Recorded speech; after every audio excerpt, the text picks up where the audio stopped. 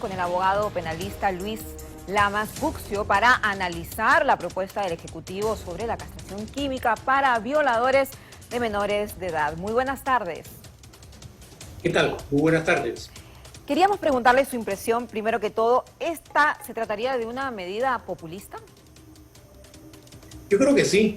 Tiene un mensaje político más que un mensaje, digamos, pragmático, real. Porque estos delitos, que son cuestionables de todo punto de vista, tienen sanciones sumamente severas, incluso hasta la pena de cadena perpetua.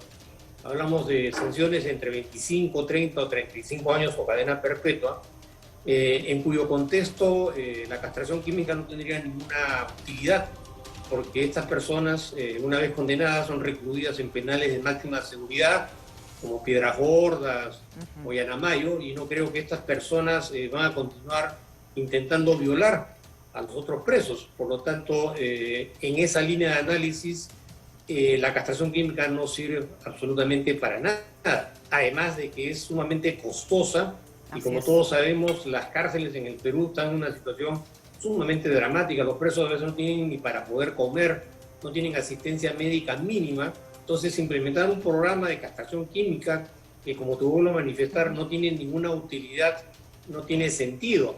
La otra alternativa es en el sentido preventivo, pero ¿cómo podemos saber nosotros quiénes son los que van a violar a futuro a menores de edad, como para poder someterlos?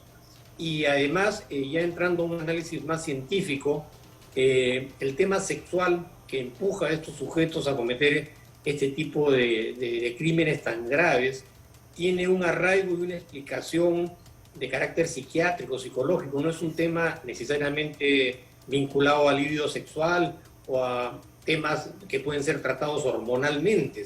Entonces, más allá del aspecto meramente populista, no tiene sentido, porque además estos procesos son rápidos.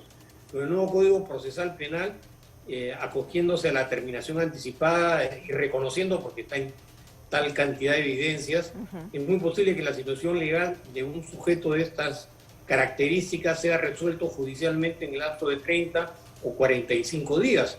¿Qué sentido tiene correrle traslado al Congreso de la República como si esto fuera un problema meramente normativo, jurídico, que se resuelve modificando el Código Penal?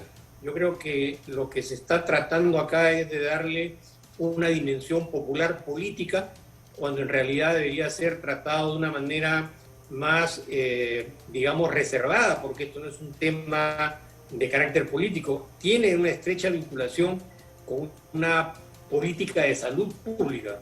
Yo creo que acá hay un problema de salud pública grave en el país, que tiene relación no solamente con las violaciones, sino con otras patologías sociales, ¿no?, que en los últimos tiempos se han hecho bastante, digamos, presentes. Pero es responsabilidad del Estado diseñar una adecuada y pertinente política de salud pública que, de entre otras cosas, incluye esta temática, ¿no? Así es, Luis.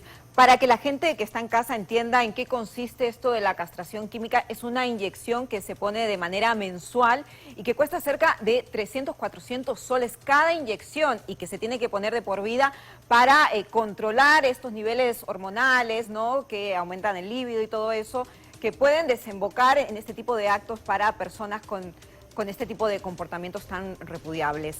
Ahora, hablando en real y concreto, el Estado no contaría con los recursos para implementarlo a tantos reos que, por lo que estaba leyendo, más de 10.000 que están detenidos en varios penales del país, producto de este tipo de comportamiento de abusos a menores.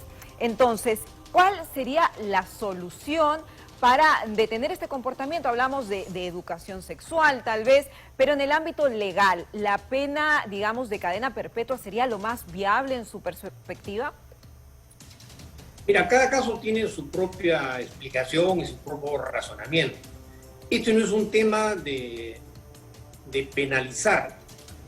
Corresponde, evidentemente, como acabo de señalar, incluso en casos graves, pena de cadena perpetua. Pero este no es un tema que se va a solucionar en el Perú modificando el Código Penal, ni echándole la culpa tampoco al Congreso para que colabore con el Ejecutivo. Este no es un problema jurídico.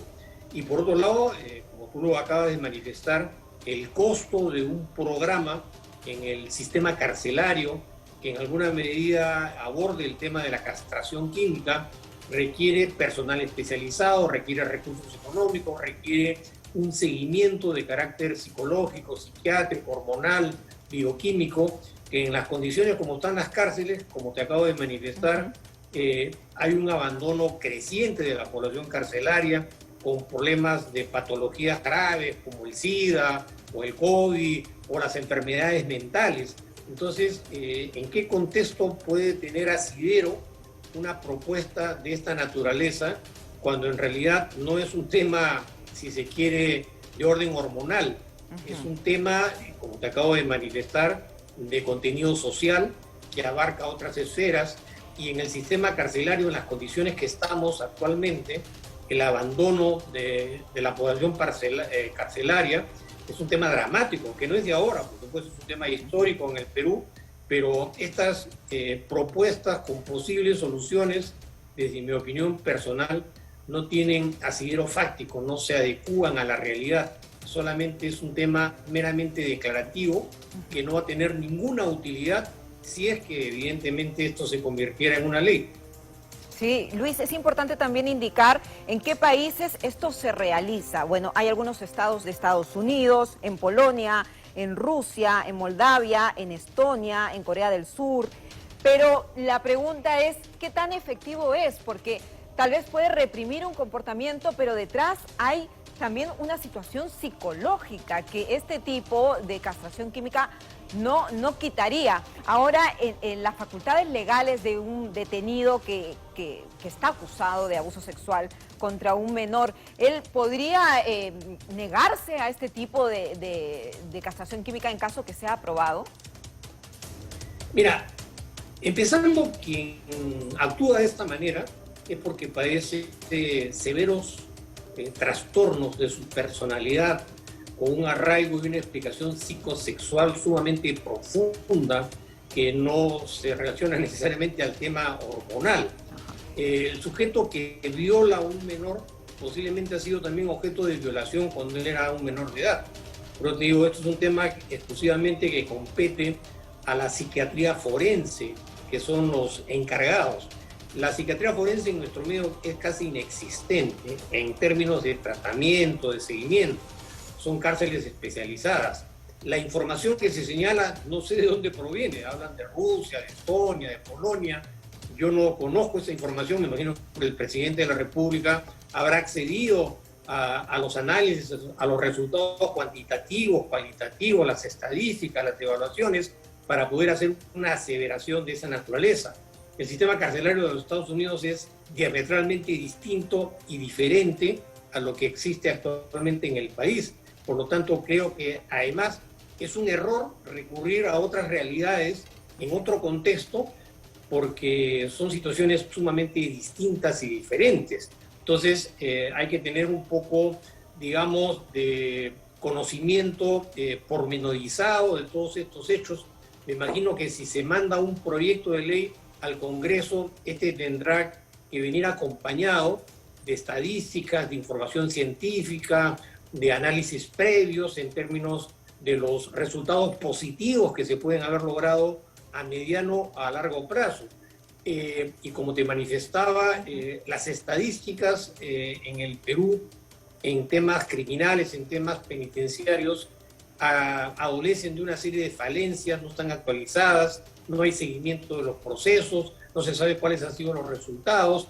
No creo que estas personas, después de haber cumplido 15 o 20 años de pena privativa de libertad, una vez que salen en libertad van a volver a cometer este delito, porque sabemos perfectamente que las personas que salen de las cárceles en el Perú después de largo tiempo, sus condiciones, sus características fisiológicas son tan dramáticas que ya entrando a un análisis más directo y práctico, no creo que vuelvan a salir otra vez a cometer este tipo de delitos, ¿no? Bueno, de todas formas hay que evitarlo porque muchos tienen problemas psiquiátricos y lamentablemente tampoco pueden cambiar este tipo de conductas pese a estar tantos años privados de su libertad. Lo importante es cuidar a los niños del país. Luis Lamas Puccio, muchas gracias de todas formas por su análisis y por su tiempo. Buenas tardes.